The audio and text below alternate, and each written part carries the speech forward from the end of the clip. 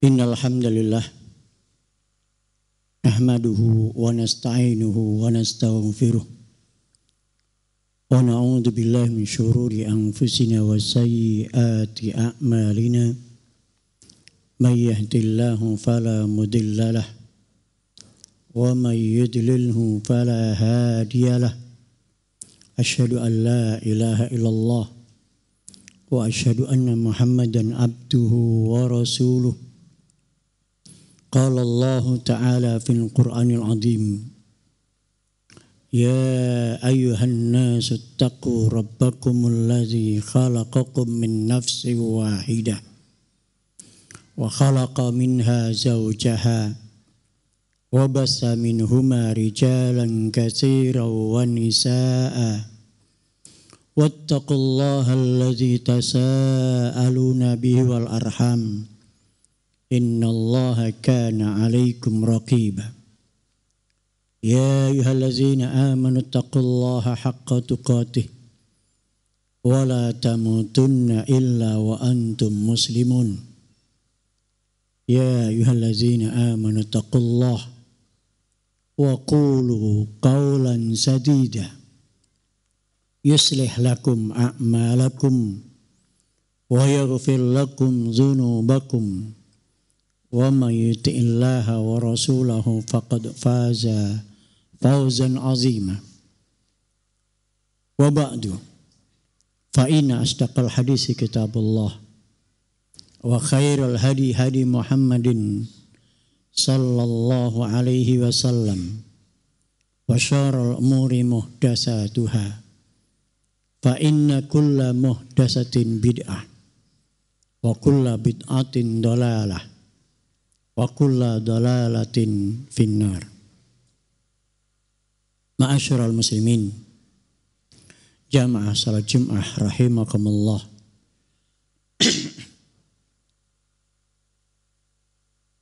Ada satu perkara yang diabaikan oleh kebanyakan kaum muslimin, diremehkan, tidak menjadi perhatian di dalam hidupnya. Padahal dia menjadi kunci-kunci kebahagiaan dan kesuksesannya. Dialah hadirnya hati di dalam ibadah. Banyak di antara kita sudah puluhan tahun kita salat, kita zikir, kita berdoa tanpa kehadiran hati. Hati kita lalai di saat salat. Dimulai dari takbiratul ihram sampai salam, sedikit sekali mengingat Allah Ta'ala. Yang diingat adalah istrinya, anaknya, masalahnya, pekerjaannya. Lalai kita dalam salat kita. Hati yang lalai dalam ibadah, dalam salat, itu akan mengurangi, bahkan tidak mendapatkan pahala kecuali hanya gugurnya kewajiban. Rasulullah SAW mengatakan, seseorang ketika sudah selesai salat, ada yang hanya mendapatkan 1/10-nya, 1/9-nya, 1/8, 1/7, 1/6. Ada yang mendapatkan setengahnya. Kualitas dari ibadah kita, kualitas pahala yang kita dapatkan ditentukan oleh hadirnya hati ketika kita sholat. Ditentukan oleh kekhusyuan hati ketika kita salat. Dan ini yang dikhawatirkan Rasulullah. Rasulullah selalu berlindung dari hati yang lalai. Sayyidul Anbiya wal Mursalin. Pemimpinnya para nabi dan para rasul. Sayyidul Abidin. Pemimpinnya orang-orang yang ahli ibadah. Rasulullah SAW berdoa, Allahumma inni a'udzubika min qalbin la yakhsha. Ya Allah, aku berlindung padamu dari hati yang tidak khusyuk. Rasulullah SAW. Maka bagaimana dengan kita sebagai umatnya? Kalau Rasulullah aja khawatir selalu berlindung kepada Allah dari hati yang tidak khusyuk. Hati yang tidak hadir ketika ibadah, ketika salat. Bagaimana dengan kita? Kita mestinya harus lebih selalu ingat, minta kepada Allah kekhusyuan. Berlindung dari kelalaian. Karena hadirnya hati. Sekali lagi itu menjadi salah satu barometer kualitasnya ibadah. Rasulullah SAW pernah mengatakan dalam riwayat Imam Muslim, tilka salatu munafik. Tilka salatu munafik. Tilka salatul munafik. Itu adalah salatnya orang munafik. Itu adalah salatnya orang munafik. Itu adalah salatnya orang munafik. Sampai 3 kali. Kemudian Rasulullah SAW menyebutkan apa cirinya? Yarqubus syamsu hatta idza kanat baina qarnai syaitan. Dia menunggu matahari hingga matahari di antara 2 tanduk syaitan. Salat asar menjelang matahari itu mau tenggelam. Baru dia salat. Qama. Kemudian baru matahari mau tenggelam. Dia berdiri. Fanakara. Arba'an. Kemudian dia mematok 4 kali. Menunjukkan gerakan yang cepat. Yang ketiga. La yadhkurullah fiha illa qalila. Dia enggak mengingat Allah di dalam salatnya kecuali hanya sedikit. 3 ciri salatnya orang munafik.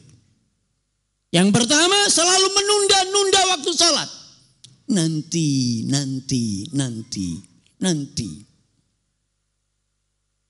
Menunda waktu salat. Termasuk di sini. Mungkin sebagian anak-anak murid kita. Imamnya dia gabung salat. Kalau nunggu imamnya menjelang rukuk baru dia gabung. Tergopoh-gopoh. Padahal dia bisa langsung bergabung untuk takbiratul ihram bersama imam. Mengejar imam untuk takbiratul ihram. Tapi dia menunggu nanti imamnya menjelang rukuk baru tergopoh-gopoh. Gabung. Lihat. Nunggu nanti. Kenapa kita enggak mengejar yang 10? Kenapa kita mengejar hanya 1/10-nya?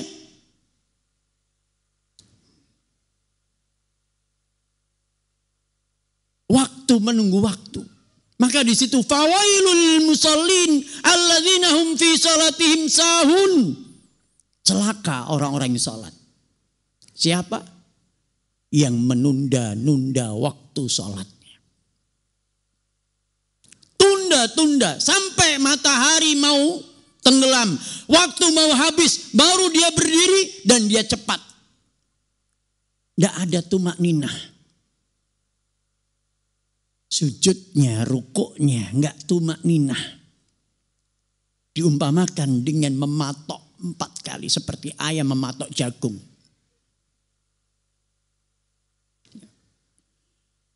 Kemudian yang ketiga adalah la yadhkurunallaha fiha illa qalila.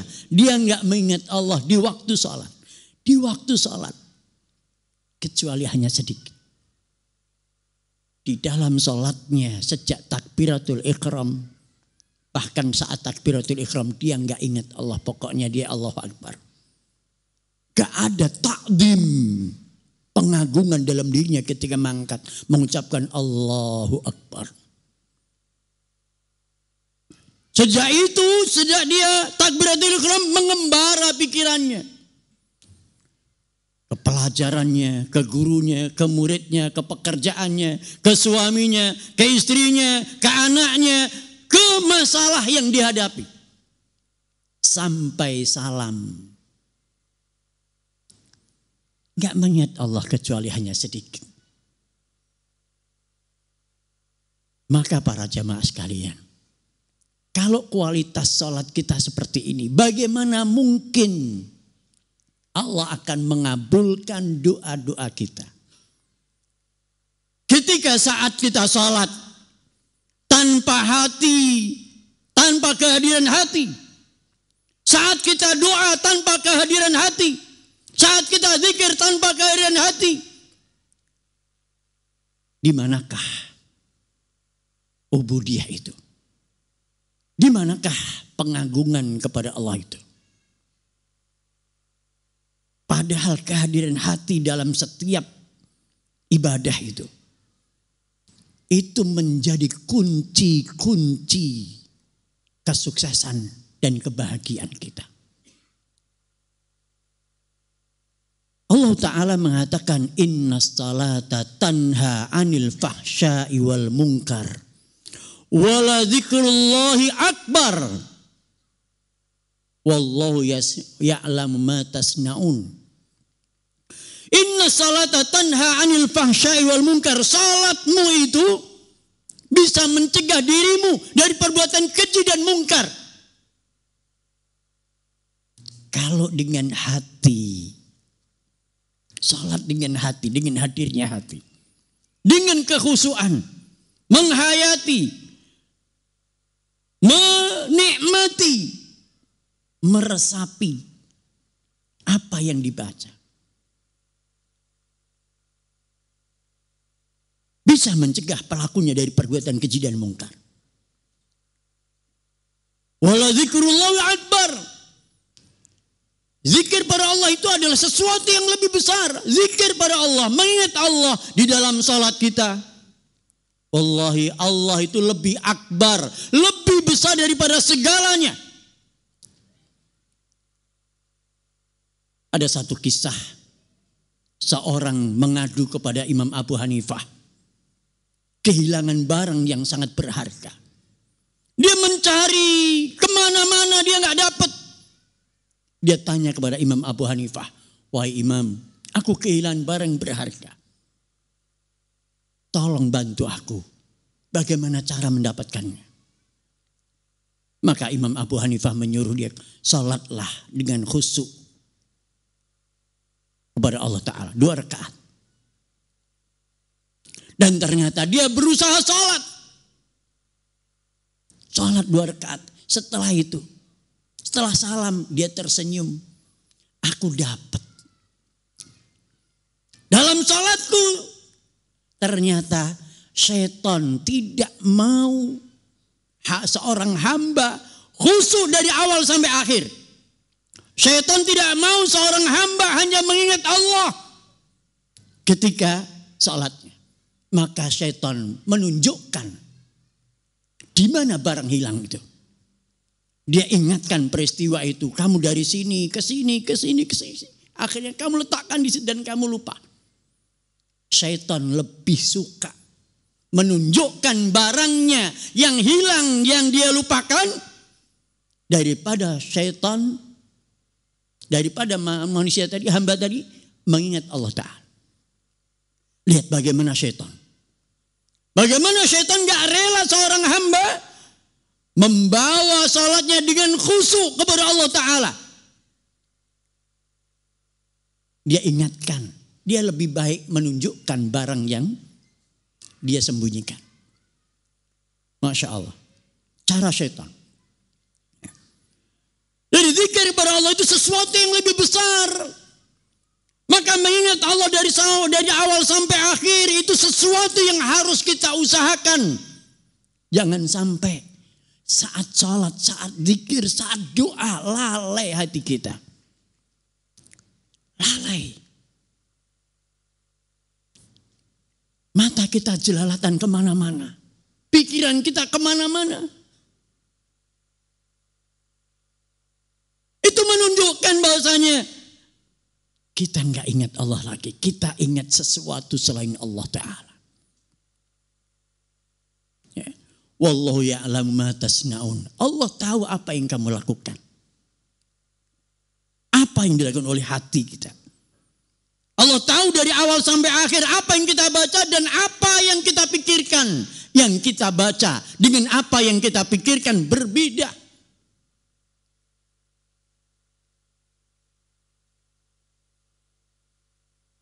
Kalau kita sholat dengan baik,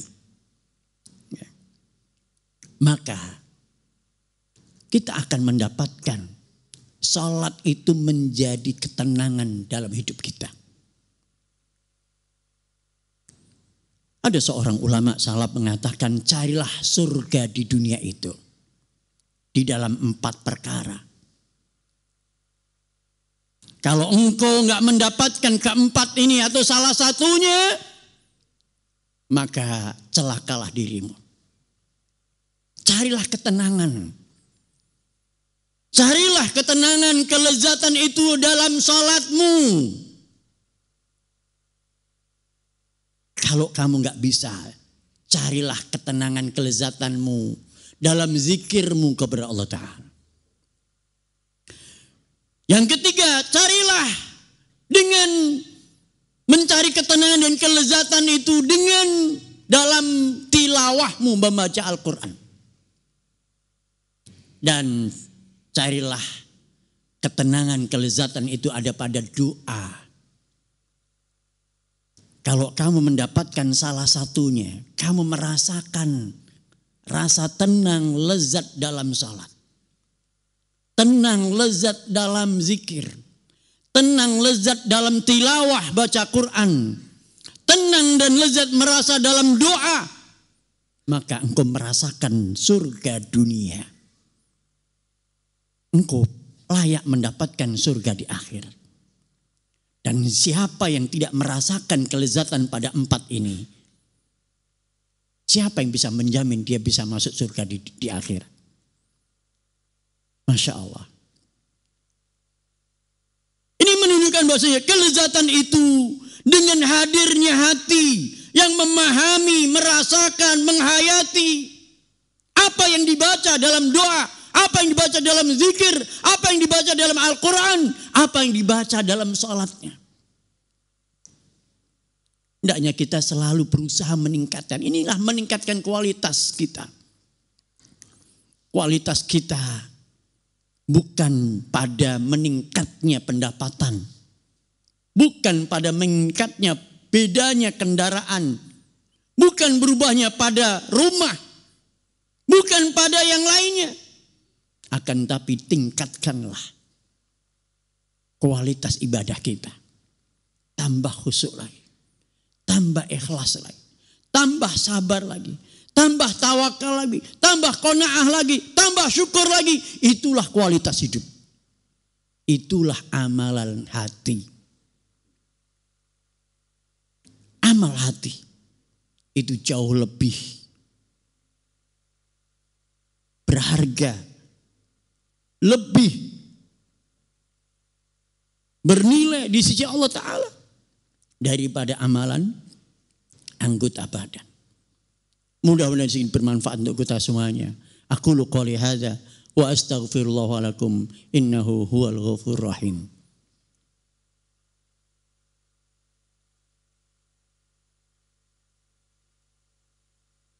Alhamdulillah rabbil alamin. Wassalatu wassalamu ala asrafil anbiya wal mursalin wa ala alihi wa sahbihi ajma'in wa ba'du. Ma'asyiral muslimin, jamaah salat Jumat rahimakumullah. Ibadah yang dilakukan dengan hati, salat dengan hatinya, itu bisa mengurai semua masalah yang kita dapatkan, yang kita temui. Barangkali di antara kita ada yang terbelit dengan masalah yang gak pernah selesai. Masalah anak, masalah istri, masalah bisnisnya, masalah pekerjaannya, masalah penyakitnya. Semua mendera. Hingga sampai sekarang gak ada tanda-tanda selesainya masalah itu. Ketahuilah, ada konsep dalam Islam. Wasta'inu bis-sabri was-shalah. Mintalah tolong kepada Allah dengan sabar dan salat. Kesabaran dan salat itu menjadi kuncinya seorang mukmin dalam menghadapi hidup ini. Siapa yang memiliki kesabaran, siapa yang memiliki salat dengan khusyuk, dengan hadirnya hati, gak ada masalah yang susah. Dia akan segera mengetuk kepada Allah Ta'ala. Mengadukan masalahnya kepada Allah Ta'ala. Minta solusi kepada Allah Ta'ala. Allah akan berikan solusi. Semua masalah itu datang dari Allah. Dan Allah yang memberikan solusi. Wa may yattaqillah. Siapa yang bertakwa kepada Allah, Allah akan berikan kepadanya solusi dalam hidupnya. Takwanya kepada Allah itu membuat dia selalu ditolong sama Allah Ta'ala. Hadirnya hati di dalam zikirnya, dalam tilawahnya, dalam salatnya, dalam doanya, membuat Allah mencintainya. Dan kalau Allah mencintainya, maka Allah akan selalu menolongnya, melindunginya, membelanya, bersamanya dalam mengurai masalah-masalah yang dihadapi dalam kehidupannya. Semoga ini bermanfaat untuk kita semuanya. Dan semoga Allah Ta'ala memberikan kepada kita kemudahan untuk selalu menghadirkan hati di dalam salat kita, dalam doa kita, dalam zikir kita, dalam bacaan Quran kita. Dan semoga Allah Ta'ala menjadikan kita hamba-hamba yang selalu meningkatkan kualitas hidup kita dengan meningkatkan kualitas ibadahnya di hadapan Allah Ta'ala. Innallaha wa malaikatahu yusholluna ala nabi ya ayyuhalladzina amanu sallu alaihi wa sallimu taslima. Allahumma salli ala Muhammad wa ala ali Muhammad kama sallaita ala Ibrahim wa ala ali Ibrahim wa barik ala Muhammad wa ala ali Muhammad kama barakta ala Ibrahim wa ala ali Ibrahim innaka Hamidum Majid. Allahumma ighfir lil mu'minina wal mu'minat wal muslimina wal muslimat al ahya'i minhum wal amwat innaka sami'un qaribun mujibud da'wat wa ya qadiyal hajat. Rabbana zalamna anfusana wa illam taghfir lana wa tarhamna lanakunanna minal khasirin. Rabbana zalamna anfusana wa illam taghfir lana wa tarhamna lanakunanna minal khasirin. Rabbana zalamna anfusana wa illam taghfir lana wa tarhamna lanakunanna minal khasirin. Rabbana hab lana min azwajina wa dhurriyyatina qurrata a'yun waj'alna lil muttaqina imama. Rabbana atina fid dunya hasanah wa fil akhirati hasanah wa qina adzabannar. Wa sallallahu ala Muhammadin wa akhiru da'wana anil hamdulillahi rabbil alamin.